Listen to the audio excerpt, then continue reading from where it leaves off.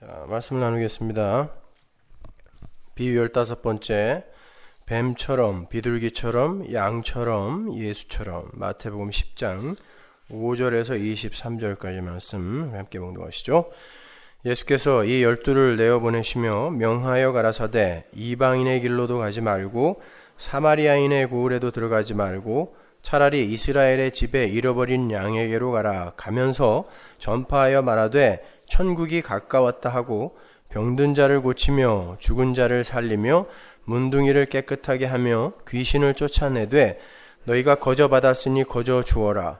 너희 전대에 금이나 은이나 동이나 가지지 말고 여행을 위하여 주머니나 두벌 옷이나 신이나 지팡이를 가지지 말라. 이는 일꾼이 저 먹을 것 받는 것이 마땅함이니라. 아무 성이나 촌에 들어가든지 그 중에 합당한 자를 찾아내어 너희 떠나기까지 거기서 머물라. 또 그 집에 들어가면서 평안하기를 빌라. 그 집이 이에 합당하면 너희 빈 평안이 거기 임할 것이요 만일 합당치 아니하면 그 평안이 너희에게 돌아올 것이니라. 누구든지 너희를 영접도 아니하고 너희 말을 듣지도 아니하거든 그 집이나 성에서 나가 너희 발에 먼지를 떨어버리라. 내가 진실로 너희에게 이르노니 심판날에 소돔과 고모라 땅이 그 성보다 견디기 쉬우리라. 보라, 내가 너희를 보냄이 양을 이리 가운데 보냄과 같도다. 그러므로 너희는 뱀같이 지혜롭고 비둘기같이 순결하라. 사람들을 삼가라. 저희가 너희를 공회에 넘겨주겠고 저희 회당에서 채찍질하리라. 또 너희가 나를 인하여 총독들과 임금들 앞에 끌려가리니 이는 저희와 이방인들에게 증거가 되게 하려 하심이라. 너희를 넘겨줄 때에 어떻게 또는 무엇을 말할까 염려치 말라. 그때에 무슨 말할 것을 주시리니 말하는 이는 너희가 아니라 너희 속에서 말씀하시는 자 곧 너희 아버지의 성령이시니라. 장차 형제가 형제를 아비가 자식을 죽는데 내어주며 자식들이 부모를 대적하여 죽게 하리라. 또 너희가 내 이름을 인하여 모든 사람에게 미움을 받을 것이나 나중까지 견디는 자는 구원을 얻으리라. 이 동네에서 너희를 핍박하거든 저 동네로 피하라.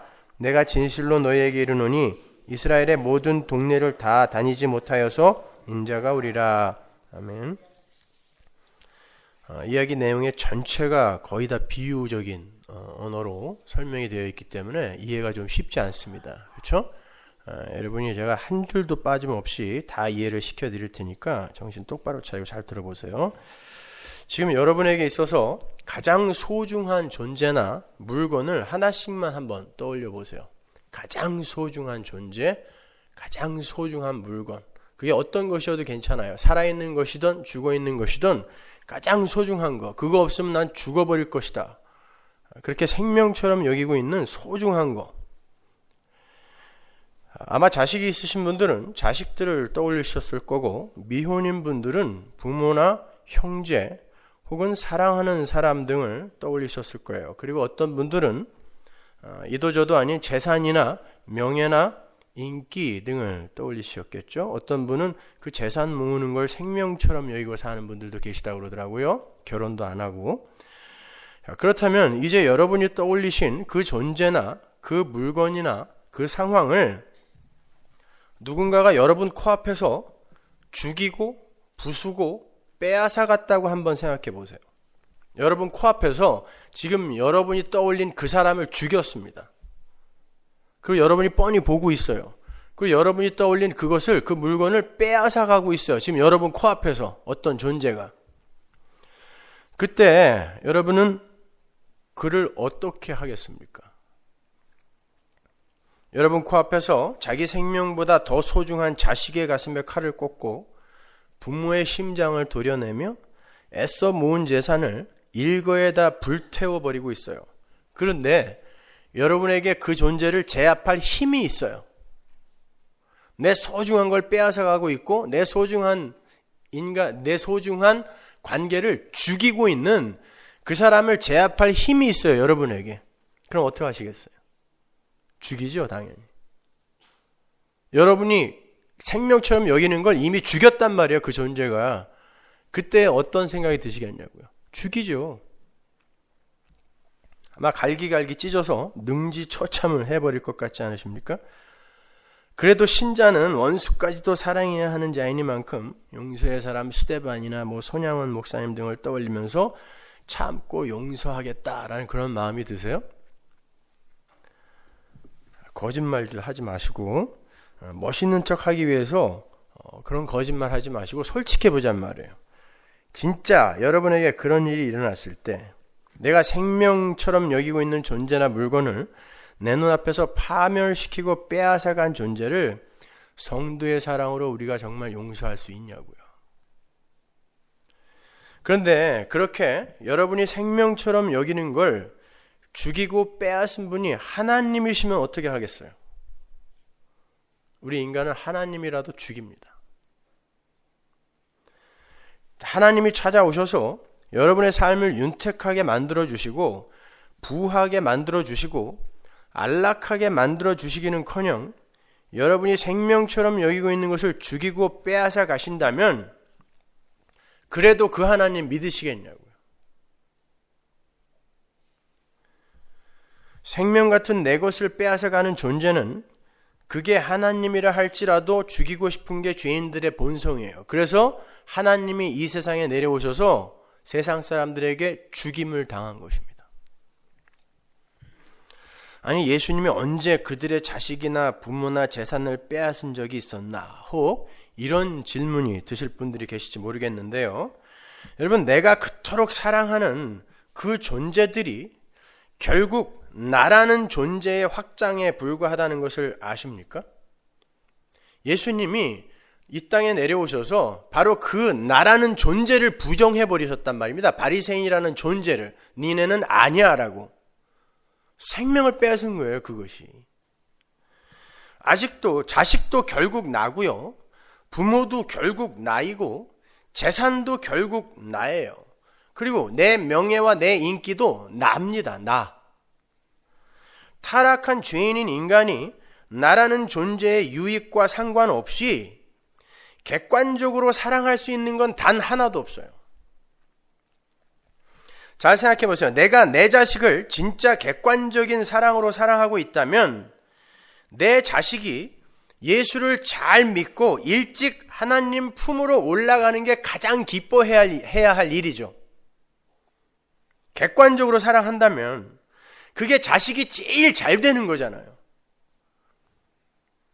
얼른 하나님 나라의 그 졸업학점 다 채우고 영원한 행복만 있는 하나님 나라로 자식이 일찍 올라가는 게 제일 기쁜 일 아니에요?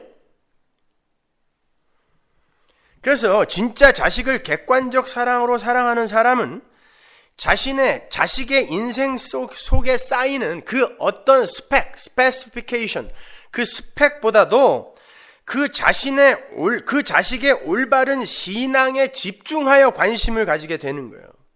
그리고 자신에게 한시적으로 맡겨진 그 자식이 올바른 신앙을 분별하고 하나님을 올곧게 신앙하다가 이 세상 소풍을 얼른 끝내고 진짜 그의 집인 하나님 나라로 올라가서 영생을 살게 되기를 염원하게 되는 거예요. 그게 진짜 객관적으로 진짜 사랑으로 자식 사랑하는 사람이에요. 그러나 저는 아직 이 세상에서 자식이 일찍 죽으면 부모가 그 자식을 가슴에 묻는다는 말은 들어보았을 망정 자식이 요절한 것을 기뻐했다는 사람을 본 적이 없어요. 심지어 예수를 믿는다고 하는 사람들조차도 자식의 신앙보다는 부모 자신을 자랑스럽게 만들어주는 그 자식의 세상적 스펙에 더 많은 관심을 갖고 있어요. 그건 나를 사랑하는 거지 그 대상을 사랑하는 게 아니에요. 내 감정, 내 만족, 내 기쁨이 중요한 거지 그 대상의 행복과 만족과 기쁨은 관심 밖이에요. 그러니까 애들이 고등학교를 졸업하고 대학교를 가도 항상 부모가 그를 좌지우지해요. 나니까. 내 건데 왜 네가 네 맘대로 네 삶을 살려고 하냐는 거죠. 그게 죄입니다. 그러니까 자식이나 부모가 천국에 가든 말든 내가 외롭고 내가 슬프니까 먼저 가면 안 된다는 거예요. 그래서 죽으면 울어요. 근데 그게 죄입니다. 나 때문에 우는 거니까요. 그러한 것을 자기 사랑이라고 하는 거고 자기 성취라고도 하고 자아실현이라고 해요. 그건 사랑이 아니라 죄입니다. 하나님의 은혜를 떠난 인간은 하나님께 의존하지 않고 자신의 힘으로 하나님처럼 살고 싶어 해요. 그게 선악과를 먹은 인간의 실존이에요. 그래서 인간들은 저마다 나라는 존재를 강하게 강화시켜 나가는 데에 총력을 기울여요. 인생 전체를 거기다가 올인하죠. 그래서 인간은 주위의 모든 관계나 소유 등을 자아라는 울타리 안으로 흡수해버려요. 점점 나를 살찌워야 되거든요. 그렇게 인간은 나라는 존재의 강함을 위해서 관계와 소유라는 스펙을 쌓는 거예요. 그래서 그렇게 쌓아가고 있는 나라는 존재의 울타리 속의 것들에 손해를 끼치거나 상함을 초래하는 것들은 즉시 경쟁자여 원수가 되는 거예요. 그래서 그것을 빼앗아간 분이 하나님이라 할지라도 인간은 하나님의 뒤를 쫓아가서 그분의 등에 칼을 꽂는 거예요. 처음부터 바리새인들이 예수님을 안 좋아했나요? 기적 일으켜주고 빵 나눠주고 할 때는 굉장히 좋아했습니다. 그런데 회개하라 하니까 등에 칼을 꽂았어요. 네가 뭔데 나를 무시하냐는 거죠. 내가 여태까지 쌓아온 나라는 그 스펙을 왜 무너뜨리냐는 거예요. 우리는 씨 뿌리는 자의 비유를 공부하면서 그러한 가짜 신앙의 실체를 적나라하게 파헤쳐 본 적이 있었습니다.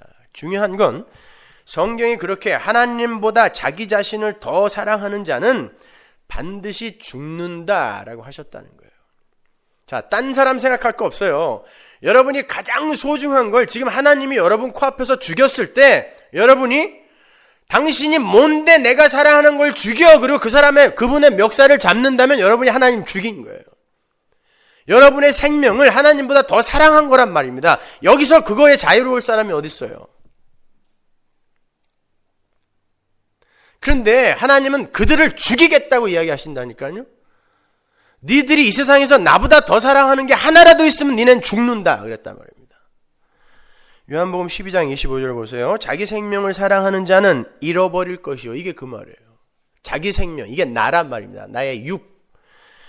이 세상에서 자기 생명을 미워하는 자는 영생토록 보존하리라. 여기서 주님이 말씀하시는 자기 생명이 나라는 존재의 울타리 안에 쌓고 있는 모든 스펙을 포함한 육이라는 거예요. 육, 사르크스. 그걸 사랑하는 자, 그들은 반드시 죽어요. 그걸 모형화 시켜놓은 게 국가예요. 나라는 존재를 형성하는 인간의 모습, 그걸 국가라는 단위로 우리에게 모형으로 주신 거예요. 그래서 하나님은 거기서 빼내시는 거예요. 우리를 국가에서. 갈대아 우루, 애굽, 여기에서 빼내는 거란 말입니다. 자, 그 자체가 바로 죄의 본질이에요. 그래서 하나님은 당신의 택한 백성들의 삶에 뚫고 들어오셔서 그들이 나라는 그 육의 나라는 존재의 확장으로 쌓아놓은 것들을 하나하나 폭격해서 떼내는 거예요. 그걸 신앙생활이라고 그래요. 마태복음 10장 34절 보세요. 내가 세상에 화평을 주러 온 줄로 생각지 말라. 화평이 아니요 검을 주러 왔노라. 내가 온 것은 사람이 그 아비와 딸이 어미와 며느리가 시어머니와 불화하게 하려 함이니 사람의 원수가 자기 집안 식구리라. 아비나 어미를 나보다 더 사랑하는 자는 내게 합당치 아니하고 아들이나 딸을 나보다 더 사랑하는 자도 내게 합당치 아니하고 또 자기 십자가를 지고 나를 쫓지 않는 자도 내게 합당치 아니하니라. 자기 목숨을 얻는 자는 잃을 것이요 나를 위하여 자기 목숨을 잃는 자는 얻으리라. 역시 똑같은 말이 나오죠. 이 이야기는 한 가정 안에서 예수를 믿는 자와 믿지 않는 자들 사이의 불편한 관계를 이야기하는 게 아니에요. 그렇다면 날 때부터 예수 믿는 집안에서 태어나서 예수 믿는 집안으로 시집간 사람은 이 말씀과 아무 상관없이 살게 되나요? 성경은 모든 성도에게 유효한 말씀이지 어떤 특정한 부류만을 위한 내용을 기록하지 않아요. 따라서 이 말씀은 모든 성도들이 힘으로 나라는 존재의 확장으로 갖고 있는 인간관계의 단절, 그걸 위해 예수님이 검을 갖고 오셨다라는 이야기인 거예요. 그런 예수를 믿고 싶으시냐고요. 주님은 분명 평화의 왕으로 오셨고 화평케 하는 왕으로 오셨어요. 근데 나는 화평케 하러 온 거 아니라고 말씀하시는 건 도대체 무슨 말씀이냔 말이에요. 주님이 말씀하시는 화평, 평화는 하나님과 하나님 백성과의 평화예요. 인간과 인간끼리의 평화, 화평 아니란 말입니다. 하나님을 배제한 인간과 인간끼리의 화평이 뭐예요? 바벨탑인 거예요. 우리끼리 힘을 쌓아 화평하여 하나님의 구원에 도달하자. 이게 바벨탑이에요. 그건 무너뜨린단 말입니다. 그게 검을 주러 왔다는 뜻이에요. 그래서 여러분은 절대 관계를 내 힘으로, 내 자아라는 존재의 확장으로 갖고 있으면 안 돼요. 당신이 뭔데 내 아들을 이렇게 암에 걸려서 죽게 하냐고. 당신이 뭔데 우리 엄마를 이렇게 그냥 죽게 만드냐고. 요게 지금 그 관계를 내 힘으로, 나라는 존재의 확장으로 갖고 있는 증거거든요. 하나님이 그걸 깨러 오셨다는 거예요. 너무 매몰차지 않으세요? 그러한 하나님의 열심이 여실히 드러나 있는 곳이 욥기죠. 하나님은 욥에게서 자식과 아내와 친구와 재물과 건강과 일을 다 뺏어 버리세요. 욥의 코앞에서 그 자식들의 가슴에 칼을 꽂은 게 하나님이란 말입니다. 하나님이 허락하시잖아요. 가서 해봐. 하나님이 허락했단 말입니다. 그때 욥이 주신 분도 하나님이시요 거두어 가신 분도 하나님이시므로 여호와의 이름이 찬송을 받을 것이다 라고 멋진 고백을 하죠. 근데 상황이 더욱 악화되어지고 친구들을 포함한 세간의 평가도 자신의 기대와 엇갈리게 되자 어떻게 하죠? 자신이 태어난 나를 저주해요. 그건 창조의 하나님을 원망하는 거예요. 하나님을 죽이는 것입니다. 하나님을 향해 칼을 드는 거예요. 결국 근사하게 자신을 포장하고 있던 욥은 하나님 앞에서 자신의 본전을 완전히 발각당하는 거예요. 그때까지 뺏어가세요. 하나님은요. 완전히 네 본전을 보라고요. 인간이 얼마나 교활하냐면요. 자신이 무언가를 손해보았을 때조차 그 손해를 가지고도 자기의 영광과 만족을 챙기는 게 인간이에요. 욥기 서두의 욥의 모습이 바로 그 모습입니다. 불쌍한 사람들을 위해서 많은 돈을 기부한다거나 연약한 이들을 위해서 자신의 시간과 물질을 쏟아부어 희생을 하면서도 인간들은 주위의 평가나 인정을 기대하고요. 그게 아니라 해도 자기 스스로에게 칭찬을 퍼부어서 자기 만족이라는 상을 스스로 챙겨 가져요. 그게 인간이에요. 인간은 자아 실현이라는 명분을 위해서라면 목숨까지도 내어놓을 수 있는 그런 자기 챙기기의 달인들이에요. 순교도 마다하지 않습니다. 이슬람교의 자살 특공대, 그 순교자들 한번 보세요. 그게 인간의 자기 챙기기의 극치를 보여주는 거예요. 목숨까지도 버려요, 인간은요. 그러니까 순교자라고 다 존경할 필요 없어요. 기독교의 순교는 하나님에 의해 우리의 옛사람을 살해당하는 것이지 스스로 죽는 거 아니에요. 나는 하나님을 위해 이 정도 목숨까지도 버릴 수 있어요. 요게 만용이라고 하는 거예요. 그건 순교 아닙니다. 하나님은 그런 죽음 절대로 기뻐하지 않으세요. 하나님이 우리를 만들어 가시는 거지 우리가 하나님을 위해 목숨 내놓는 게 기독교 아니라 말입니다. 근데 인본주의 기독교는 거꾸로 뒤집어서 생각하고 있는 거예요. 내가 하나님을 위해 목숨을 내놓는 자로 바뀌어가는 걸 기독교라고 착각하고 있단 말입니다. 인간은 그렇게 죽으면서까지 자기 챙기기를 하는 존재예요. 한마디로 인간은 조금 잘나면 잘난 척하느라고 볼일 못 보고 조금 못나면 그 각자의 꼴 그대로 꼴값을 하느라고 정신을 못 차리는 거예요. 근데 욥처럼 그도저도 허락되지 않는 완전한 상실의 상태로 몰리게 되면 그제서야 자신의 본 모습을 직시하게 돼요. 어떤 모습이죠? 자기의 가치 챙기기를 방해하는 것은 하나님이라 할지라도 원망의 대상으로 끌어당기는 마귀적 본성을 보게 되는 거예요. 그때 인간은 근사한 도덕적, 윤리적, 종교적 행위로 포장해 놓았던 자아를 낱낱이 해부당하게 되고 자신의 가치 상실이라는 현실 앞에서는 하나님 앞에서도 악다구니를 쓰는 자신의 모습을 발견하게 되는 거예요. 그때 하나님의 선택 밖의 존재들은 하나님을 영원히 등지고 하나님이 안 계신 곳으로 스스로 발길을 돌이키게 되는 거고, 왜? 나에게 손해만 주는 존재니까. 하나님의 선택 안에 들어있는 존재들은 하나님의 도우심을 절실하게 구하게 되는 거예요. 자기 자신 안에는 나라는 우상을 향한 사랑밖에는 없는 거니까요. 그걸 구원이라고 그래요. 그래서 욥이 결국에는 자신의 본전을 완전히 폭로당하고 하나님의 도우심을 받아서 귀로만 듣던 자신의 하나님을, 그 지식의 하나님을 눈으로 볼 수 있게 된 거예요. 주님은 바로 그 욥기 전체를 산상수훈을 통해서 단 한 문장으로 요약을 해주시죠. 마음이 청결한 자는 복이 있나니 저가 하나님을 볼 것이요. 이게 욥기 전체예요. 귀로만 듣던 하나님을 눈으로 보게 된 욥의 이야기가 바로 이 한 문장에 다 들어있단 말입니다. 청결이라는 건 어떤 존재가 있어야 할 제자리에 놓이는 걸 말한다 그랬어요. 화장실 바닥에 아무리 깨끗한 밥이 떨어져 있어도 그건 더러운 거예요. 쓰레기입니다. 그렇죠? 그것처럼 청결이라는 건, 깨끗하다는 건 우리의 마음이 놓여야 할 제자리에 놓여 있는 상태를 말하는 거예요. 그게 마음이 청결한 거예요. 성경은 우리의 마음이 놓여야 할 곳을 정확하게 지적해줘요. 여호수아 24장 23절 보세요. 여호수아가 가로되 그러면 이제 너희 중에 있는 이방 신들을 제하여 버리고 너희 마음을 이스라엘의 하나님 여호와께로 향하라. 여호와께로만 두어라 라는 뜻이에요. 우리 인간의 마음이 나라는 존재의 확장과 강화를 꿈꾸며 쌓고 있는 하나님 이외의 모든 것이 우상이에요.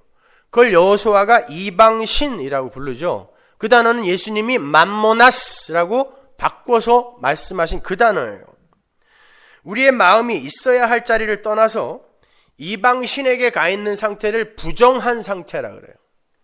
그리고 그 부정한 마음이 엉뚱하게 닿아 있던 그 자리와의 관계를 모두 청산하고 하나님께로만 돌아서게 되는 그 상태를 청결이라고 해요. 그들의 눈에 하나님이 보이게 되어 있어요. 그걸 다른 말로 회개라고도 하죠. 그 상태가 되어야 하나님이 보이고 하나님을 보는 자들만이 영생에 들어가게 되는 거예요. 따라서 우리는 신앙생활을 통하여 난분분하게 이리저리 나누어져 있던 우리의 마음을 다잡아 끌어당겨서 하나님께로만 집중하는 과정을 겪게 되는 거예요. 그런데 우리의 마음이 닿아 있던 그 자리, 그 물건, 그 사람은 이미 우리의 마음과 연합이 되어서 살과 피가 되어 있는 상태예요. 어디 따로 모아져 있는 게 아니라. 그래서 그것들로부터 우리의 마음이 적출되기 위해선 살이 찢어지고 뼈가 부서지고 피가 쏟아지는 아픔을 동반하게 되는 거예요. 그걸 성경이 고난이라 그래요. 부모 자식과의 관계가 하나님 뒤편으로 물러나요. 나는 우리 부모와 우리 자식과 관계가 왜 이런지 모르겠어. 예수를 믿는데도 왜 이런지 모르겠어. 잘 가는 거예요. 여러분 그 관계에서 정을 떼셔야 돼요. 그리고 객관적으로 사랑하실 수 있어야 돼요. 그게 진짜 사랑이에요. 재산과 명성이 하나님 뒷자리로 멀어지게 되죠. 그런데 그 모든 것들이 다 내 살이고 내 피였어요. 그래서 그러한 것들이 나로부터 떨어져 나가서 하나님 뒤편으로, 즉 객관적 사랑의 대상으로 재편이 될 때 우리는 아픈 거예요. 그러나 그러한 하나님의 열심이 우리의 삶에 가입이 되지 않으면 우리는 죽어요. 나보다 다른 걸 더 사랑하는 자는 죽는다라고 했기 때문에 하나님이 우리의 삶에 들어와서 비록 지금은 아프지만 그걸 끊어내는 작업을 하지 않으면 우리가 죽어요. 영원한 사망으로 들어가요. 그래서 하나님이 원망을 감수하고 우리의 삶에 들어오셔서 그걸 끊어내고 계신 게 신앙생활이라고 하는 거예요. 살려내기 위해서. 그래서 성경이 성도의 삶의 고난이 필연적이다라고 강변하는 것입니다. 이렇게 신앙생활이란 이 역사와 인생 속에서 우리의 일상을 폭격당하면서 우리의 가치에 손해를 끼치는 것에 대해서는 일말의 양보나 이해가 없는 완벽한 죄인인 자신을 폭로당하고 그 자리에서 두 손 번쩍 들고 하나님의 도우심을 구하는 항복의 자리로 가는 모든 여정을 말하는 거예요. 한마디로 신앙생활이란 자기 사랑이라는 죄에서 돌이켜서 하나님 사랑이라는 피조물의 자리로 내려앉는 과정을 이야기한 거예요. 그게 구원이에요. 내가 나라는 존재의 안전과 발전과 행복과 만족을 위해서 내 주위로 켜켜이 쳐놓았던 나라는 존재의 울타리, 내가 왕이 되어서 다스리고 있던 갈대아 우루, 바벨론이라는 국가에서 빠져나와서 약속의 땅으로 옮겨지는 거예요. 그리고 거기에서 하나님의 다스림을 받는 거예요. 내 뜻이 이제는 기각되는 거예요. 부정되는 거예요. 하나님의 뜻이 나를 이끌어가게 하는 거예요. 그래서 하나님이 끊임없이 내 백성아 거기서 나와라 라고 하는 거예요. 너라는 국가에서 나오라는 거예요. 너에게서 나오라는 거예요. 그렇다면 복음을 전한다, 전도를 한다라는 행위의 정의가 조금 달라지겠죠. 잘 생각해 보세요. 우리가 지금까지 구원이라는 것이 무엇인지를 함께 상고해 봤어요. 구원이라는 건 세상적 관점으로 봤을 때 별로 좋은 거 아니에요. 이 세상에서는. 그 구원의 도를 전하는 걸 복음을 전한다라고 하고, 굿뉴스, 복음을 전한다고 하고, 그게 전도라고 이야기를 해요. 그렇다면 우리가 복음을 전할 때 어느 부분까지 전해야 되는 거예요? 당신은 죄인이어서 구원이 필요한데, 아니 도덕과 윤리로 종교적 행위로 깨끗하게 살고 있고 나의 가치를 챙기고 있는데 거기다 대놓고 당신은 죄인이다, 불가능하다, 무력하다, 더럽다 라고 먼저 이야기를 하는 거예요. 당신은 죄인이어서 구원이 필요한데 당신이 정말 구원을 받도록 선택이 되어진 사람이 맞다면 당신은 이제 이 세상이 합의해 놓은 모든 가치와 힘이라는 것에서부터 마음을 거두어들이는 빼앗김의 삶을 살게 될 것입니다. 이게 달란트의 비유에서의 그 종들이죠. 주인에게 계속 뺏기는 거예요. 그리고 결국에는 자기가 장사해 놓은 것까지 다 뺏기는 게 성도의 삶이란 말입니다. 당신의 나라에서 나와서 하나님이 다스리는 나라로 옮겨가서 이제 당신은 순종의 삶을 살아야 돼요. 당신은 이제 행복 끝, 고생 시작입니다. 여기까지 전해야 전도예요. 그게 회개하라, 천국이 가까이 왔다입니다. 예수님께서 선민이라고 자처하던 유대인들에게 외치신 복음, 그건 너무나 간단했어요. 회개하라. 회개하라는 건, 메타노이아라는 말은 지금 가는 길이 잘못된 길이니까 반대 방향으로 유턴하라는 뜻이거든요. 근데 유대인들이 가던 방향은 세상 사람들의 세계관이나 가치관으로 볼 때 전혀 하자가 없는 삶이었어요. 너무 착했어요. 그들은 목숨을 걸고 종교 행위를 했고 열심을 다해 구제를 했으며 경건하고 깨끗하게 살기 위해서 최선의 노력을 다했던 사람들이에요. 그런데 그러한 그들에게 회개를 하라고 하셨어요. 그 말은 그러한 방법으로는 절대 구원에 이르지 못한다라는 것입니다. 그러면 어떻게 하라는 거예요? 너희들의 모든 노력과 시도를 일단 중단하고 먼저 너희들의 무력함과 불가능함과 교묘하게 감추어둔 추악함을 인정하고 너희 밖에 어떤 존재에게 도움을 구하라는 거예요. 그게 회개하라예요. 한마디로 은혜를 구하라는 말인 것입니다. 그게 복음이에요. 그게 전도예요. 그러니까 올바른 전도를 받은 그 대상의 첫 번째 반응은 죄에 대한 처절한 자각이어야 돼요. 나는 죄인입니다. 내가 나라는 존재의 가치와 자존심을 지키기 위해서 예수를 죽인 자이며 오늘도 나는 여전히 나라는 존재의 가치 챙기기를 위해서 예수를 죽이고 있는 자입니다 라는 고백이 있어야 돼요. 1차적으로. 그러한 죄인됨의 자각이 없이 예수님의 은혜를 감사한다는 건 거짓말이에요. 무엇을 용서해 주신지도 모르는 이들이 무슨 감사를 합니까? 그냥 천국에 보내주셔서 감사한 거예요? 제가 단언하건대 구원이라는 것을 나의 천국 확보, 나의 구원 확보로 알고 있는 사람은 100% 지옥 갑니다. 그 사람 절대 천국 못 가요. 나를 천국 보내주신 하나님이 감사해서 나는 신앙생활한다. 그 전제의 주인공은 역시 나죠. 나를 구원하시고 나에게 천국을 허락하신 그 하나님이 감사해서 나는 신앙생활한다. 거기에 주인공은 역시 나란 말입니다. 올바른 신앙에서 격발이 된 감사는 나의 천국, 나의 구원이 확보된 것에서 오는 게 아니라 어떻게 죽은 흙에 불과한 이런 존재를, 하나님이라는 존재를 자각할 수 있는 산 존재로 만들어 주셨는가에 대한 면목 없는 감사여야 되는 거예요. 그러한 면목 없으면은 하나님, 저라는 존재는 오늘이라도 당장 지옥에 들어가서 고통을 당한다 할지라도 아무 할 말이 없는 존재입니다라는 통회의 고백이 함의되어 있어야 되는 거예요. 전제되어 있어야 되는 거예요. 나는 구원받을 만한 자격이 있다. 이건 아니란 말입니다. 자, 그걸 이 힘의 원리가 지배하는 세상 속에서 누가 감히 복된 소식, 복음으로 받아들이겠어요? 그걸 행복 끝 고생 시작의 삶을 누가 복음으로, 굿뉴스로 받아들이겠냐고요. 그건 힘의 원리 속에서는 저주와 같은 거예요. 그런데 복음을 전하겠다고 찾아온 사람이 당신은 죄인이며 당신의 힘으로는 절대로 그 죄인됨의 신분에서 벗어날 수가 없습니다.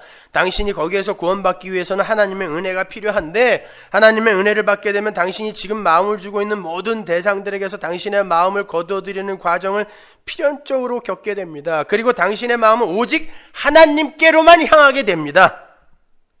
그걸 누가 받아들여요? 지금 내가 좋은 건 하나님이 아니란 말이야. 안 보여요, 그 양반은. 내가 좋은 것들이 있단 말이에요, 나는. 근데 왜 그걸 무시하고 그걸 부인하라고 하냔 말이에요. 그걸 복음이라고 들고 온 사람을, 그걸 들은 사람이 어떻게 취급해야 옳아요? 때려 죽여야 옳은 거예요.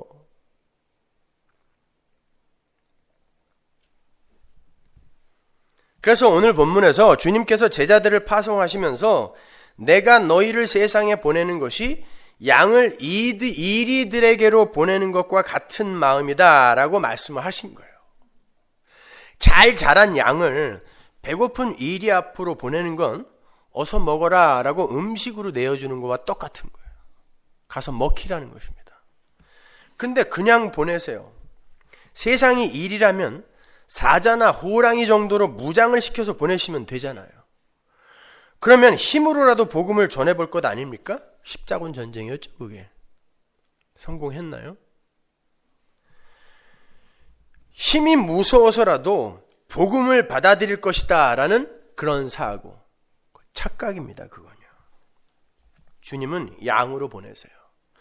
그건 전도라는 게 사람들을 찾아가서 어떻게 해서든지 설득하여 교회로 모아오는 행위가 아니라 인간의 상식과 판단으로는 절대로 믿을 수 없는 그런 행위와 말로 오히려 세상 사람들의 눈과 귀를 막고 그 중에서 하나님이 택한 자들만 쏙 빼내오라고 하신 말씀이에요. 그게 전도예요. 한마디로 전도는 세상과 하나님 백성 가르기인 거예요. 즉 그 전도의 행위에 의해서 어떤 무리는 심판으로 떨어지게 되고 어떤 무리는 구원으로 올라오게 되는 분리가 일어나는 거예요. separate. 전도는 설득이 아니에요. 따라서 근사한 찬양팀과 근사한 드라마팀, 상냥한 새신자 환영팀을 만들고 멋진 멀티미디어 등을 사용해서 사람들을 설득하여 그들을 감동시켜 붙잡아 두려는 행위는 전도가 아니라 세력 확장이라고 하는 거예요. 복음을 복음대로 전하지 않고 빵공장, 국수공장 지어주면서 그들을 어떻게든 설득하여 예수를 믿으면 니네들은 더 많은 걸 먹게 될 거야 라고 설득하는 건 전도가 아니란 말입니다. 선교가 아닌 거예요, 그거는요.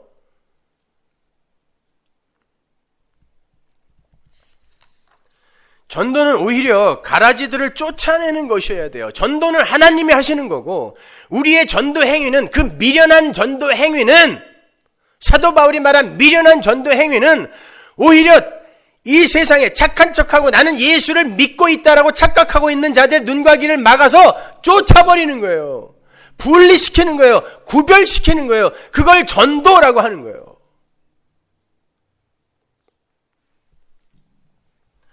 엉뚱한 걸 기대하고 예수를 믿겠다고 예배당 자리를 차지하고 있는 자들에게 올바른 전도가 행해지면 세상이 예수를 때려 죽였을 때처럼 그 전도자를 죽이고 싶어야 정상이에요. 디모데후서 4장 2절 보세요. 너는 말씀을 전파하라, 전도하라는 거예요. 때를 얻든지 못 얻든지 항상 힘쓰라. 범사에 오래 참음과 가르침으로 경책하며 경계하며 권하라. 바울이 디모데에게 전도를 명하면서 경책하고 경계하고 권하는 게 전도라고 전도의 정의를 내려줘요. 여러분이 아시다시피 전도와 설교는 동일하게 캐리소를 번역한 거예요. 설교, 전도 똑같은 거예요. 여러분은 설교하는 이들이에요. 몸으로, 입으로. 전도하는 이들이에요. 몸으로, 입으로. 거기에 쓰인 헬라어 엘렌코, 에피티마오, 파라칼레오는 비난하다, 잘못을 꾸짖다, 야단치다, 훈계하다 라는 뜻이에요. 그러니까 전도나 설교는 살살 달래서 예수를 믿게 하는 게 아니라 듣는 대상의 껍질을 완전히 벗겨서 화를 내고 튕겨져 나가게 하든지, 어른들에게 야단을 맞은 아이처럼 자신의 죄인된 모습을 인정하고 통회 자복하게 하든지 하게 만드는 거예요. 둘 중에 하나예요. 근데 둘 다 야단 맞는 거예요. 경책, 경계, 권함, 이게 전부 비난하다, 잘못을 꾸짖다, 야단치다, 훈계하다라니까요. 그러니까 설교는 야단 맞는 거여야 돼요. 따라서 전도자의 자격은 화려한 학벌이나 지식, 수려한 외모, 현란한 언변 이런 것들을 소유한 자가 아니라 저는 지금도 여전히 죽은 흙에 불과한 자인데 하나님께서 은혜로 이렇게 생명에 이르는 도를 이해시켜 주셨습니다 라는 자기 부인의 경험이 있는 자여야 되는 거예요. 따라서 전도는 고지 꼭대기에 올라가서 자신을 자랑하며 사람들을 모으는 행위여서는 안 되는 거예요. 그건 100% 가짜예요. 오히려 가라지들을 갈라내기 위해서 연약하고 초라한 모습으로 도저히 인간적인 가치 기준으로는 복받은 자의 모습이 아닌 모습으로 보내지는 경우가 훨씬 많아요. 양으로, 이리들 앞에 양으로 보내지는 거예요. 그래, 예수 믿으면 너처럼 그냥 양 되는 거야? 그럼 나 그냥 이리로 살래. 너 확 잡아먹기 전에 꺼져. 이런 평가를 받아야 되는 거예요. 세상 앞에서 계속 생명나무 실과를 그룹들과 화염검으로 막아버리는 거야. 누가? 전도자가요. 이사야처럼 세상의 눈과 귀를 막는 것이 전도자들의 전도 행위인 거예요. 누가 나를 위하여 갈고 해서 주님 내가 여기 있사오니 나를 보내소서. 그래 가라. 가서 뭐 하라 그래요? 눈과 귀 막아라 그러잖아요. 근데도 꼭 선교사 파송식 때 주님 내가 여기 있사오니 나를 보내소서.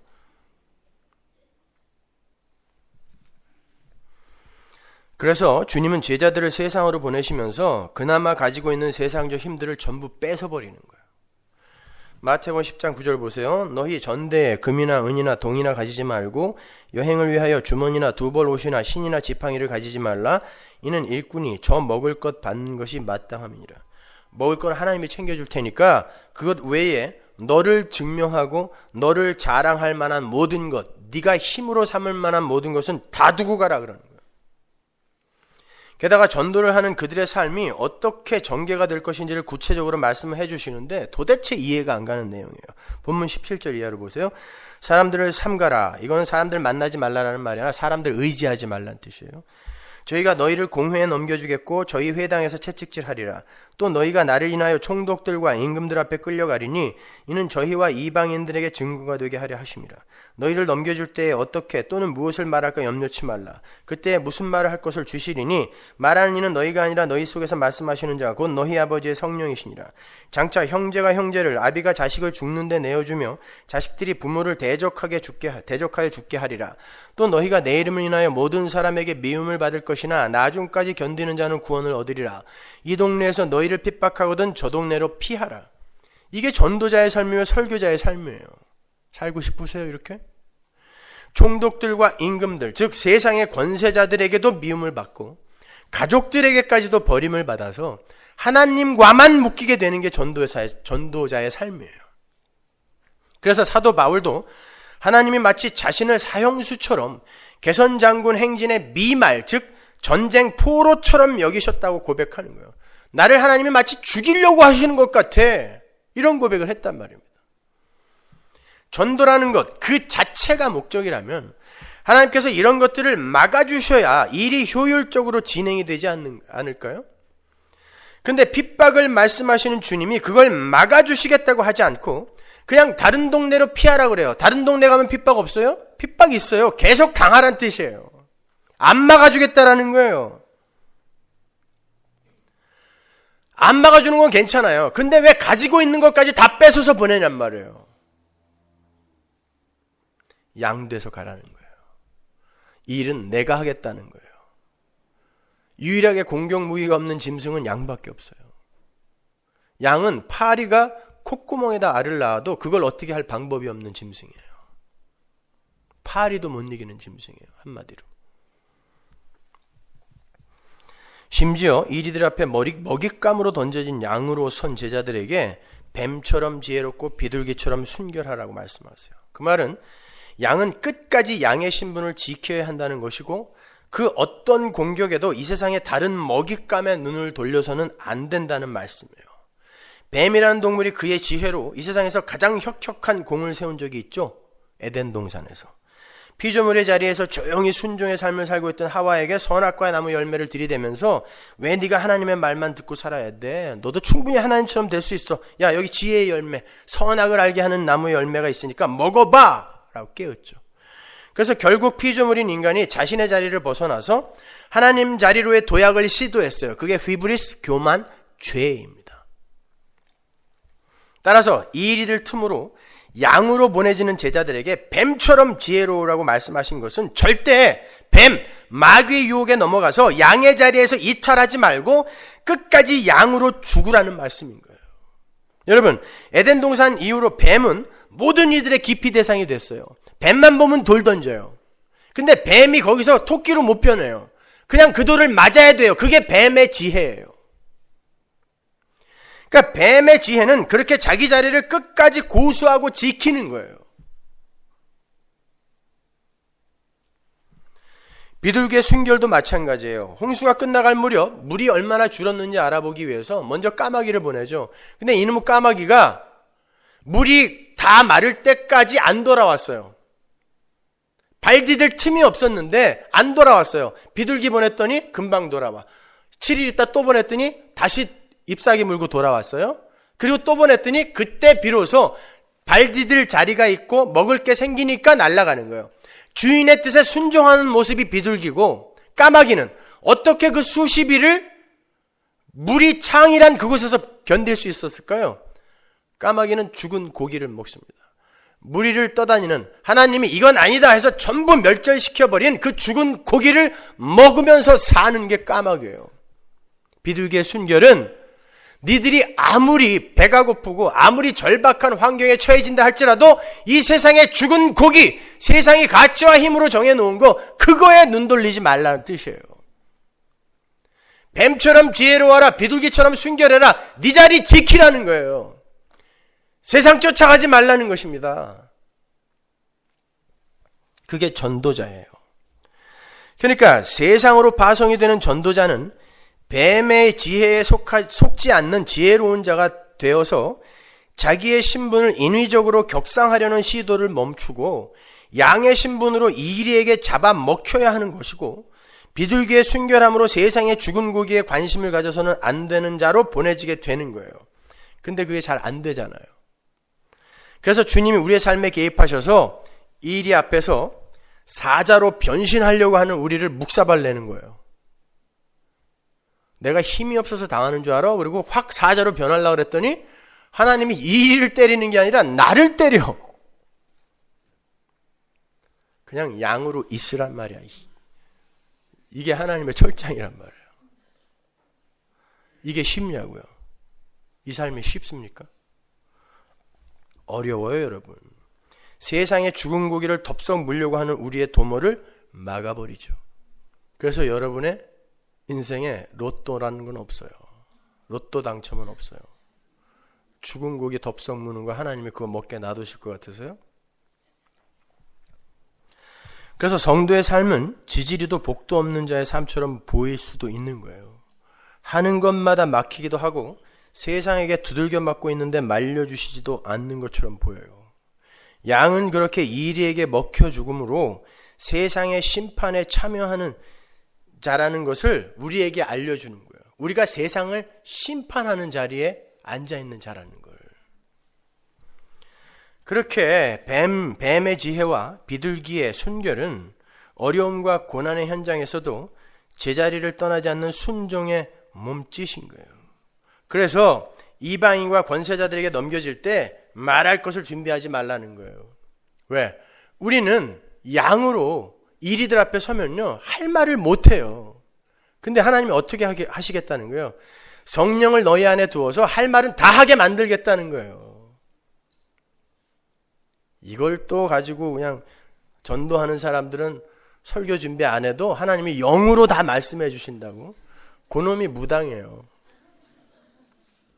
영감으로 설교하는 인간들이 무당이라니까요. 이건 그런 말 아니란 말입니다. 국어 점수를 한 50점도 못 맞은 인간들이 그렇게 말이죠. 그렇게 성도의 전도는 세상을 설득하여 예배당으로 모으는 행위가 아니라 세상과 성도를 구분하고 가르는 행위인 거예요. 근데 뭐 하와이 여행권, 반지, TV 이런 걸 상품으로 걸고 많이 모아오면 그거 하나씩 주죠? 그거 사기예요. 이용당하는 거예요, 그게. 절대 인간의 노력과 열심을 보태서 하나님의 일을 돕는 게 아니에요. 성도는 연한 순 같고 실어 버림받은 자처럼 연약한 모습으로 세상은 절대 알아들을 수 없는 저주의 독설 같은 복음을 전파하면서 숨어있는 악당들의 악을 끌어내는 미끼의 역할을 하는 거예요. 그게 전도예요. 근사하게 착한 척 숨어있던 자들이 전도를 받으면 여러분을 와서 미끼처럼 확 물어야 돼요. 그게 전도라니까요. 그게 성도의 삶이란 말입니다. 아마존강 속에서 우글대는 삐라냐를 수면으로 끌어내기 위해서는 피 묻은 고기가 필요한 거예요. 마찬가지예요. 성도는 근사한 종교 행위와 도덕과 윤리 등으로 선한 자인 양 행세하고 있는 더러운 죄인들을 죄인으로 폭로해내기 위해서, 그게 심판이란 말입니다. 폭로해내기 위해서 피 묻은 미끼가 되어서 삐라냐들에게 물어뜯기면서 성도와 세상의 구별을 짓는 자들인 거예요. 그게 전도예요. 그래서 주님께서 이방인에게도 사마리안에게도 가지 말고 차라리 이스라엘의 잃어버린 양에게로 가라는 거예요. 거기서 차라리라는 단어는 번역이 잘못된 거예요. 반드시라는 뜻이에요. 반드시. 딴 데 가면 안 돼. 반드시 이스라엘의 잃어버린 양에게만 가라는 뜻이에요. 그건 다른 말로 하나님의 잃어버린 양만 전도자의 말을 듣고 쫓아온다는 거예요. 전도자들이 누가 하나님의 잃어버린 양인지 어떻게 알아요? 가는 거예요. 전하는데 하나님의 잃어버린 양만 전도자의 말을 듣고 쫓아온다는 말이에요. 그래서 반드시 이스라엘의 잃어버린 양에게만 가라라고 이야기하시는 거예요. 이스라엘만 잘났다는 뜻이 아니라. 자, 그건 다른 말로 하나님의 잃어버린 양만 전도자의 말을 알아듣고 돌아온다는 말인데 그게 바로 분리요, 구별이요, 단절인 거예요. 본문 11절 이하를 보세요. 아무 성이나 촌에 들어가든지 그 중에 합당한 자를 찾아내어서 너희 떠나가기까지 거기서 머물라. 또 그 집에 들어가면서 평안하기를 빌라. 이거 보세요. 합당한 자를 찾아내서 너희 떠나가기까지 거기서 머물라는 건 불편하다고 해서 철삭되면서 딴 데로 옮기지 말라는 거예요. 편안함이 너희의 목적이 아니니까 일단 택했으면 끝까지 있으란 뜻이에요. 그 집이 이에 합당하면 너희 빈 평안이 거기 임할 것이요 만일 합당치 아니하면 그 평안이 너희에게 돌아올 것이니라. 누구든지 너희를 영접도 아니하고 너희 말을 듣지도 아니하거든 그 집이나 성에서 나가 너희 발에 먼지를 떨어버리라. 내가 진실로 너희에게 이르노니 심판날에 소돔과 고모라 땅이 그 성보다 견디기 쉬우리라. 성도는 세상에 나가서 평안을 비는 자라는 거예요. 평안을 빈다는 어구를 직역을 하면 샬롬을 전하다라는 뜻이거든요. 그건 단순히 그 집의 편안함을 빌어주라는 말이 아니에요. 샬롬이신 예수를 전하라는 뜻이에요. 그게 평안을 전하다라는 뜻이거든요. 세상은 온통 돈과 명예와 관계 속에서 평안을 찾으려고 하고 있잖아요. 거기에다가 예수라는 진짜 샬롬을 전하라는 건 뭐예요? 니들이 지금 평안에 도구로 잡고 있는 거 아니다라고 부정해버리라는 뜻이에요. 그게 평안을 전하다예요. 그런데 그런 평안을 누가 받아들여요? 하나님의 택한 백성, 하나님이 눈과 귀를 열어준 자만 받아들여요. 안 그런 자들은 그 집에서 발에 먼지를 떨으래요. 발에 먼지를 떨으라는 건 유대인들이 발에 먼지를 떨었을 때는 이방인의 지역을 걸어서 여행하다가 자기 땅으로 들어왔을 때 이방인 땅의 그 먼지도 용납할 수 없다고 먼지 터는 거거든요. 그러니까 발에 먼지를 떨라는 건 너는 이방이다, 하나님 나라 외의 인물이다 라고 단절시켜버리라는 뜻이에요. 보세요. 언제 계속해서 설득하라는 말이 어디 있어요? 못 알아듣는 자는 가짜다. 구별하라는 거예요. 그게 전도예요. 가름과 구별이 일어나는 거예요. 그렇게 되면 평안이 너희들에게 돌아온대요. 이걸 또 아무한테나 평안을 막 빌어주면 그 사람이 안 받으면 그 평안이 내게 돌아온다고. 순 주인공은 다 자기예요. 그죠? 내가 평안하기 위해서 평안을 또 전하고 다니는 게 요 교활한 인간들이란 말입니다.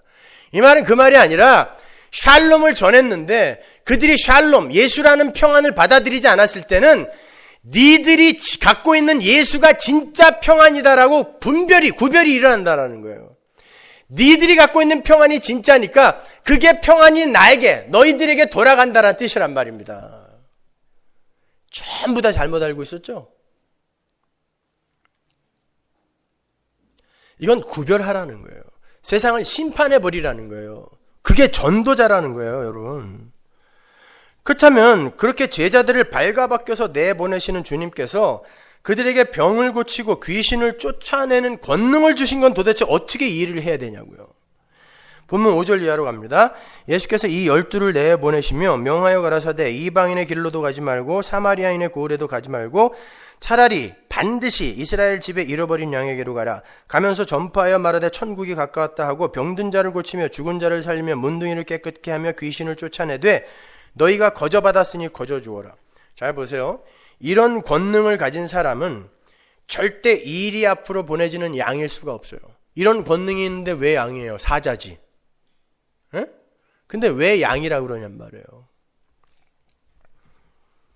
오늘 보면 바로 앞장으로 가시면 예수님께서 병을 고치신 이유가 분명히 나와요. 마태복음 9장 35절 보세요. 예수께서 모든 성과 촌에 두루 다니사 저희 회당에서 가르치시며 천국 복음을 전파하시며 모든 병과 모든 약한 것을 고치시니라. 무리를 보고 민망히 여기시니 이게 키예요. 이는 저희가 목자 없는 양과 같이 고생하며 유리함이라. 그래서 병 고쳤다라는 거예요. 그들의 병 고침이 목적이 아니라 그들이 얼마나 불쌍한 자인지 예수님의 마음을 나타낸 게 신유예요. 이에 제자들에게 이르시되 추수할 것은 많되 일꾼은 적으니 그러므로 추수하는 주인에게 청하여 추수할 일꾼들을 보내어 주소서 하라 하시니라. 예수님께서 병을 고쳐주시고 귀신을 쫓아내신 이유는 그들이 목자 없는 양과 같이 고생하며 유리하는 것이 민망해서예요. 여기서 민망히 여기다, 스플랑크니존마이는 불쌍히 여기다, 긍휼히 여기다, 동정하다라는 뜻이에요. 그러니까 예수님께서 병자들의 병을 고치신 것은 단순히 병 고침이 목적이 아니라 목자를 잃은 양이 되어서 사망으로 치닫고 있는 자들이 그 사망의 증상으로 고통스러워하고 있는 걸 불쌍히 여긴 거예요. 병들어서 불쌍히 여긴 게 아니라 그 병이 사망의 증상이란 말입니다. 그 사망은 정말 무시무시한 것인데 이들에게 목자가 없어요. 이들이 목자라고 쫓아가고 있는 건 전부 이 세상의 힘이며 관계밖에 없는 거예요. 근데 그게 목자라고 생각하고 쫓아가는데 예수님이 보기엔 목자가 없는 거예요. 그러니까 불쌍히 여겨주시면서 그들의 병을 고치신 거예요. 그게 무슨 말이냐면 너희들 봐봐. 니들 스스로 그 병 고칠 수 있니? 아니잖아. 누군가가 고쳐줘야 할 지경까지 너희들은 이렇게 연약한 존재로 떨어져 있잖아. 그렇다면 너희들은 누군가의 도움을 받아서 거기서 벗어날 수 있는 존재라는 걸 깨달아야지가 병고침이란 말입니다. 그러면 제자들에게 병고치는 은사를 주면서 나가서 너희가 거저받았으니 거저주어라 라고 이야기한 게 무슨 말이겠어요? 너희가 바로 그런 긍휼을 나로부터 받은 자이니까 그런 긍휼의 마음을 갖고 나가서 전도하라는 거예요. 그러면 그런 긍휼을 전할 수 있는 자는 내가 어떻게 구원받았는지를 아는 자여야 되잖아요. 그러니까 나는 무력한 자이고 나는 병자예요. 나는 사망에 던져진 죽은 흙이에요. 근데 하나님이 나를 구원해 주신 거예요. 그러니까 하나님이 나의 목자예요. 이 세상 그 어떤 것도 목자가 될 수 없어요를 아는 자가 바로 그 사실을 전하는 거예요. 그게 병을 고치는 거예요. 그래서 나중에 예수님 우리가 나갔더니 병이 나았고 귀신이 막 쫓겨가던데요. 그랬더니 그걸로 기뻐하지 말고 니들의 이름이 하늘에 기록된 걸로 기뻐하란 말이야 라고 말씀하신 거예요. 그게 목적이 아니에요. 그걸 전도에 유용한 방법으로 힘으로 준 거라면 바로 며칠 뒤에 변화산 아래에서 귀신 들린 애 하나 놓고 제자들이 전부 끙끙 매고 있으면 안 되죠. 거기서도 멋지게 고쳐야죠. 그 사람들 다 불러야 되니까. 못 고쳤단 말입니다. 그런 것들은 뭔가를 설명하기 위해서 한시적으로 잠깐 주시는 거예요. 우리 교회에게 뭔가를 설명하기 위해서. 기독교를 오해하지 좀 마세요, 제발. 이 무당 잡교로 만들지 마세요, 기독교를. 근데 내가 보기엔 90% 이상이 다 무당 잡교처럼 예수 믿고 있어요. 아니 90%도 많이 쳐준 거예요. 거의 대부분이 전부 무당 잡교처럼 기독교 믿어요. 예배당에 앉아있는데 다 가짜야. 전부 자기만을 위해서 믿어요. 이 심각한 겁니다. 다른 사람 생각할 거 없어요. 우리는 어떻게 믿고 있냐고요. 우리의 영원한 생명이 달린 문제입니다, 여러분.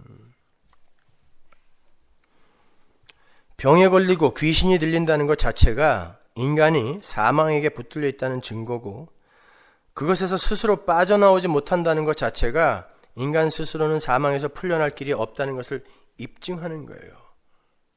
그래서 어떤 분이 오셔서 고쳐주시는 거예요. 그게 구원이다라는 걸 그림으로 보여주는 거란 말입니다. 아니면 니들에게 지금 병 나을 수 있는 능력을 심어줬으니까 한번 나아봐 이렇게 말씀하셨어야죠. 왜 예수님이 가셔서 고쳐주냐고요. 그것도 왜 꼭 손을 얹어서 고쳐주냐고요. 그 병 내가 가져갈 거야. 그 사망 내가 가져갈 거야. 그래야 너희들이 살아날 수 있어. 그만큼 너희들은 무력한 존재야. 이거 말씀해 주시는 거예요. 그게 이사야서 53장 아닙니까, 여러분?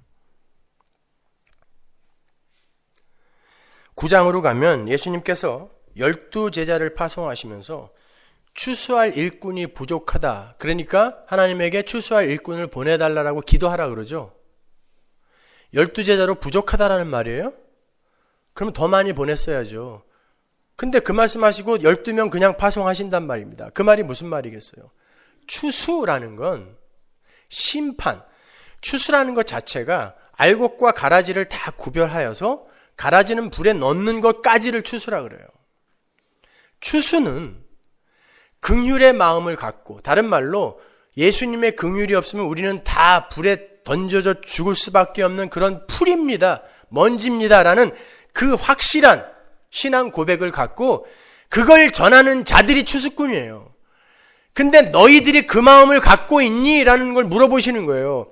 그래서 너희들은 아직 추수꾼의 자격이 안 되니까 추수꾼을 보내달라는 건 내가 추수꾼의 자격이 되게끔 기도하라는 거예요. 이게 지금 제자들에게 하시는 말씀이 아니라 우리에게 하는 말씀이란 말입니다. 교회에게. 성경의 독자는 교회란 말이에요. 그래서 추수꾼을 더 보내달라고 이야기하면서 12명만 보내는 거예요. 이걸 갖고 또 뭐 추수꾼을 더 보내주옵소서 그러고 선교사들 모으고 아주 난리들을 피죠 또. 그러니까 지들이 읽고 싶은 대로 읽는 거예요, 성경을. 인간의 강함을 증명하는 쪽으로 성경을 해석하는 거야, 다. 조금만 관심을 갖고 문맥과 연결하여 그 속에서 해결을 하려고 그러면 IQ 50만 넘어도 그런 거에 속지 않아요. 관심이 없는 거예요. 하나님의 말씀에는 관심이 없어요. 월드컵에만 관심이 있지. 아니, 어떤 사람이 그러더라고요. 우리 교회에서 그것도. 참 세상에 살맛 안 난다. 빨리 월드컵이나 시작해야 되는데. 저걸 확 쫓아가서 그냥 네가 성은아교회 교인이냐? 그러고 싶더라니까요. 살맛 안 나는데 월드컵으로 살맛을 느껴요? 도대체 뭐. 자, 그게 병고침의 사건이에요. 그러나 세상은 기적만을 신기해하지 그 안에 들어있는 예수의 긍휼을 알지 못해요. 왜 우리가 불쌍히 여김을 받아야 하냐는 거예요. 그렇게 병고침이나 축기의 기적 앞에서도 인간들은 세상과 성도 둘로 갈라져요. 그렇게 전도는 하나님의 긍휼의 필연성을 전해서 심판받을 자와 구원받을 자를 갈라내는 거예요. 그래서 전도자들을 추수꾼이라 부르는 거예요. 마태복음 9장 36절 무리를 보시고 민망히 여기시니 이는 저희가 목자 없는 양과 같이 고생하며 유리함이라. 이에 제자들에게 이르시되 추수할 것은 많되 일꾼은 적으니 그러므로 추수하는 주인에게 청하여 추수할 일꾼들을 보내어 주소서 하라 하시니라. 이게 그 말이란 말이에요. 여러분도 아시다시피 추수는 알곡을 수거하는 것으로 끝나는 게 아니에요. 조금 전에 말씀드린 것처럼 가라지를 갈라내어서 그 가라지가 있어야 할 것으로 보내는 것까지가 추수란 말이에요. 그래서 마태복음 13장에서 추수꾼은 천사들이다 라는 말이 나오는 거예요. 왜? 천사는 성경에서 심판의 수종자나 심판의 경고자로 등장하기 때문에 추수꾼은 심판의 개념을 항상 갖고 있다는 걸 설명하기 위해서 천사들이라고 한 거예요. 그러니까 우리가 지금 추수꾼으로 불린다라는 건 그 심판까지 함께 전하는 거예요. 그리고 우리의 삶 자체가 심판이 되는 거예요, 세상에게. 저렇게 구별되어 다른 삶을 다른 목자에게 끌려가는 이들이 있구나를 보여주는 거예요. 그게 심판이란 말입니다. 근데 세상이 끌려가는 목자에게 똑같이 끌려가고 있으면 그게 무슨 심판이에요? 그게 무슨 추수꾼이에요? 고개 가라지지. 근데 천국과 지옥에 대해서는 전혀 관심이 없어요. 그냥 자식들 좋은 대학 가는 거, 남편 승진하는 거, 좋은 집 사는 거, 이게 왔다지 뭐.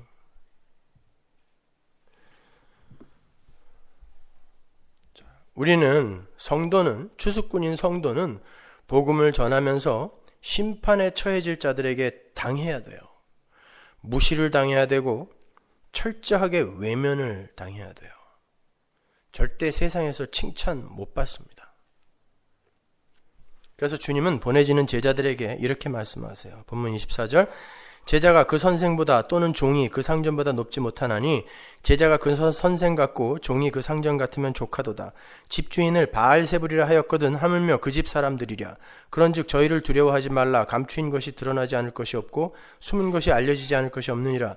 내가 너희에게 어두운 데서 이루는 것을 광명한 데서 말하며 너희가 귓속으로 듣는 것을 집 위에서 전파하라. 나가서 죽으라는 거죠, 이거. 예? 어두운 데서 들은 거 올라가서 네 입으로 전하라는 거예요. 맞아 죽으라는 거예요. 몸은 죽여도 영혼은 능히 죽이지 못하는 자들을 두려워하지 말고 오직 몸과 영혼을 능히 지옥에 멸하시는 자를 두려워하라. 세상이 몸을 죽일 수 있다는 거 없다는 거예요. 죽일 수 있다는 거예요. 하나님이 여러분의 생명을 지켜줄 거라고 생각하지 마세요. 하나님이 지키시는 생명은 영생이에요. 여러분의 육의 생명은 하나님이 살해하고 계시는 거예요. 그게 순교예요. 그래서 모든 성도를 순교자라고 하는 거예요. 요한계시록이. 여러분은 하나님을 두려워하시면 돼요. 보세요. 예수님이 먼저 능력을 다 짊어지고 가셨대요. 이리 같은 세상으로 양으로 보내줘서 이리들에게 먹힘을 당하는 삶을 당신이 먼저 사셨대요. 당신이 귀신의 왕 바알세불이라는 소리를 먼저 들었고, 먼저 돌에 맞았고, 먼저 배신당했고, 먼저 고난당했다는 거예요. 근데 종들이 어찌 상전이 간 길을 안 갈 수 있겠냐는 거예요. 그래서 예수님이 어린 양인 거예요. 양으로 오신 거예요. 양으로 오신 거예요. 이리로 안 온 거예요. 사자로 안 온 거예요. 근데 요즘 개혁주의 교회는 세상에게 참 칭찬을 많이 받아요. 건강한 교회, 구제하는 교회, 사회개혁에 앞장서는 교회, 깨끗한 교회, 세상도 박수를 쳐줘요. 이리들이 양을 안 잡아먹고 막 박수를 쳐줘. 그게 성경이 말하는 건강한 교회가 맞습니까? 근데 이 가치 챙기기에 몰두하고 있는 이 교활한 인간들은요, 신앙생활을 한다고 하면서 그런 가치마저도 챙겨 갖는 거예요. 교회는 세상에게 칭찬받으면 안 돼요. 칭찬 못 받아요.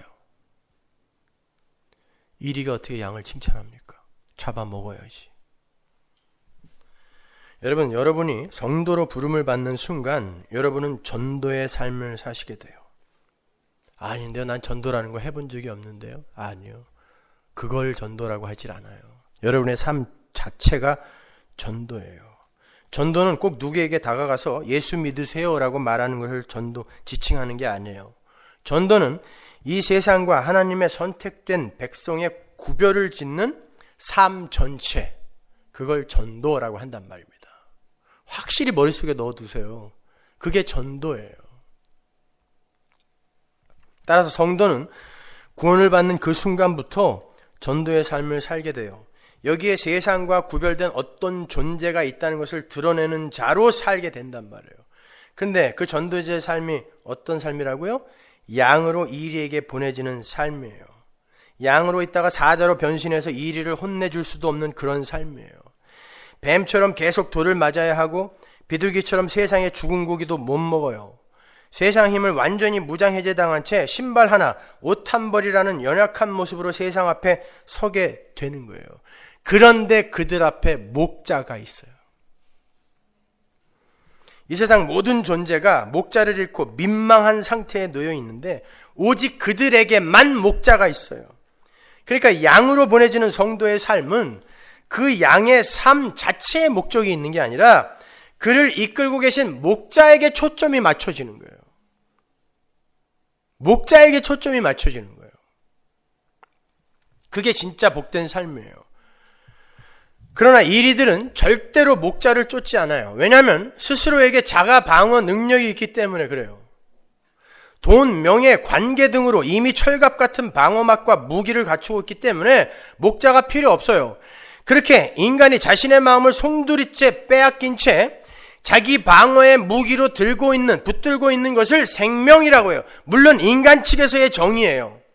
그런데 그들이 갖고 있는 갑옷과 무기는 한시적이죠. 그래서 인간이 생명이라고 붙들고 있는 그것이 그 수명을 다하면 그 인간들 자체의 생명이 위협을 받는 거예요. 사랑하는 이가 먼저 떠나도 죽고 싶고, 사업이 망해도 목매달고 싶고, 명예가 사라져도 죽고 싶어요. 그게 자기 생명이기 때문에.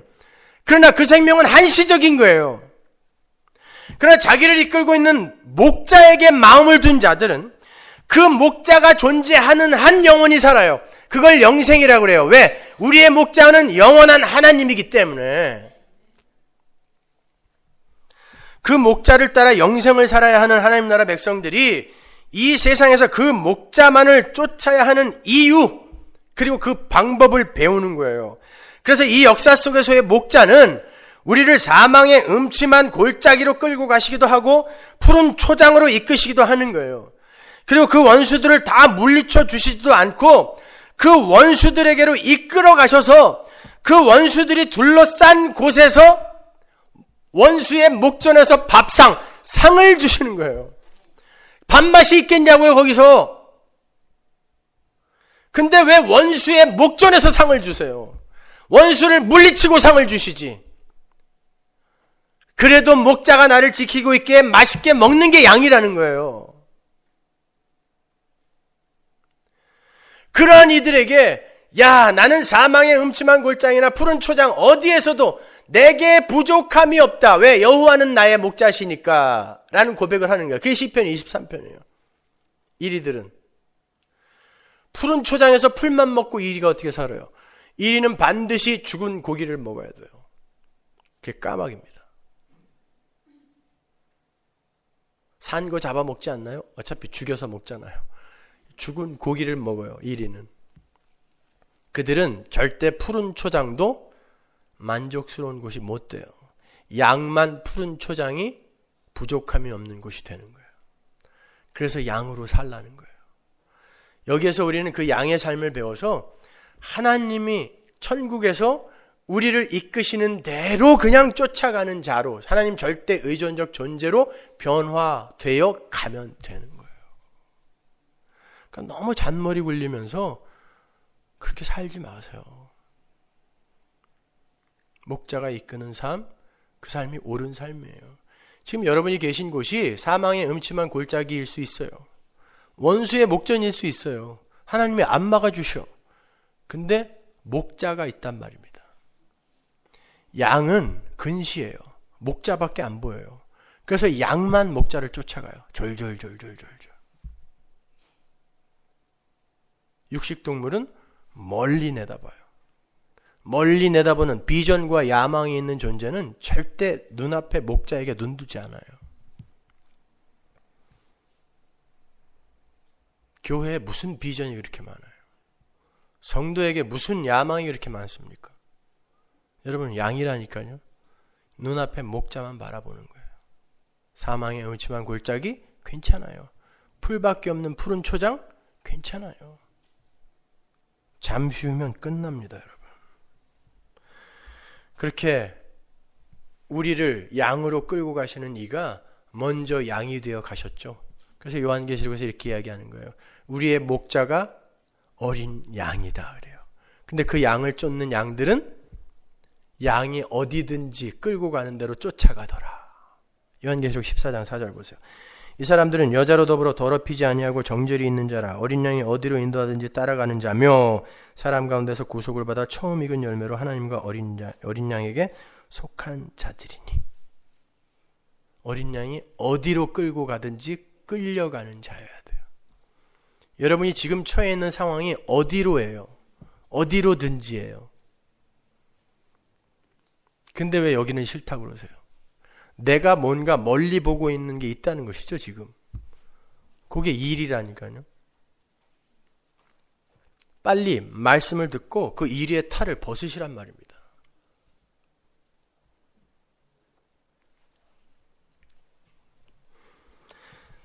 양을 쫓아가는 양들, 이게 예수를 쫓아가는 이 세상의 전도자들이에요. 이렇게 여러분들은 양으로 세상에 보내지는 추수꾼들이에요. 세상은 절대 여러분을 이해하지 못하고 여러분의 말을 알아듣지 못합니다. 세상은 그들의 잣대인 프로크루스테스의 쇠침대라는 잣대를 갖고 있어요. 자기들의 쇠침대보다 길면 잘라서 죽이고 짧으면 느려서 죽여요. 그런데 그 프로크루스테스가 아직도 살아있어요? 테세우스에게 죽임을 당했죠. 여러분이 바로 이 세상의 테세우스가 되는 거예요. 프로크루스테스라는 잣대를 갖고 온통 세상을 재단하고 있는 세상에 테세우스가 되어서 그들의 목에 칼을 겨누는 게 성도라는 존재들이에요. 그들이 심판을 하는 것입니다. 물론 이 땅에서는 그들에게 당하는 모습이지만 너희들과 다른 존재가 분명히 있다는 걸 보여주는 거예요. 하나님은 그 분별을 보고 심판을 하는 거예요. 너희들은 얘들처럼 못 살았기 때문에 심판을 받아야 돼. 이게 심판이에요. 그러니까 여러분의 인생은 고달플 수밖에 없어요. 여러분, 온통 이 세상은 하나님의 진노의 불에 쌓여있는 형국이에요. 지금 세상에 불났어요.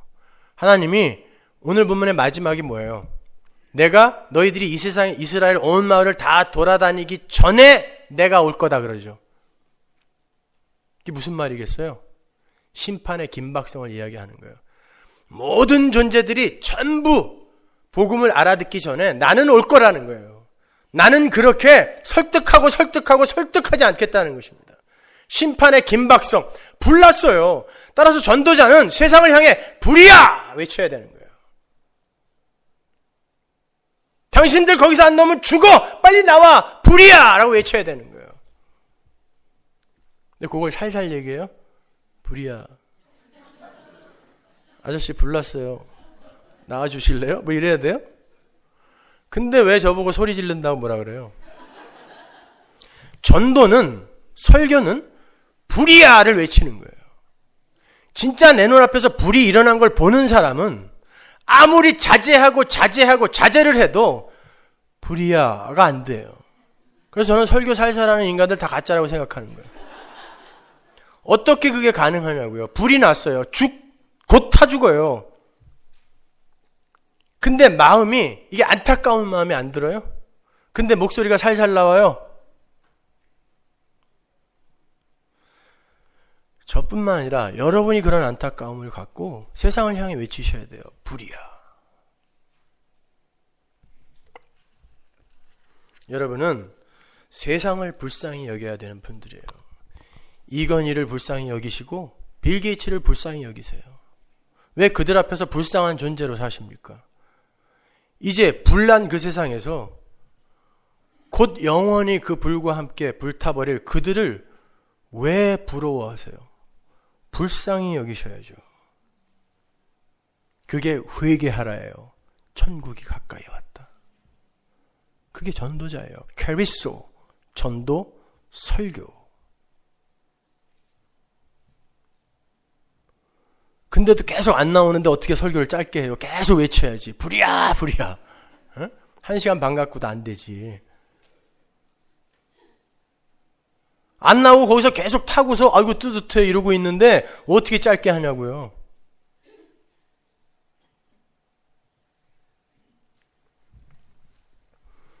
다시 한번 말씀드립니다. 전도는 우리에게는 목자가 필요하다를 외치는 거예요.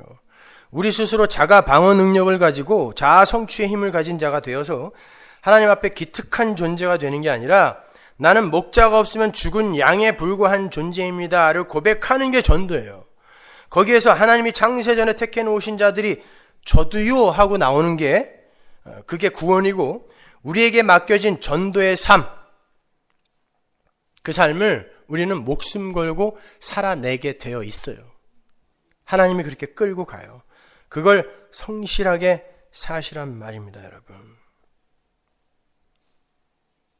양처럼, 뱀처럼, 비둘기처럼, 예수처럼 사는 거예요. 세상이 여러분을 보고 삐라냐, 피 묻은 고기를 본 삐라냐처럼 물어 뜯으려고 다가와야 돼요. 여러분 세상을 그렇게 세상의 악을 폭로시키는 자로 사셔야 되는 거예요. 여러분 누구? 삐라냐, 먹이. 이리 앞에 양이라는 먹잇감인 거예요. 그러나 그게 목자에게 끌려가는 어린 양의 삶이라는 거 잊지 마십시오. 그게 복된 삶입니다.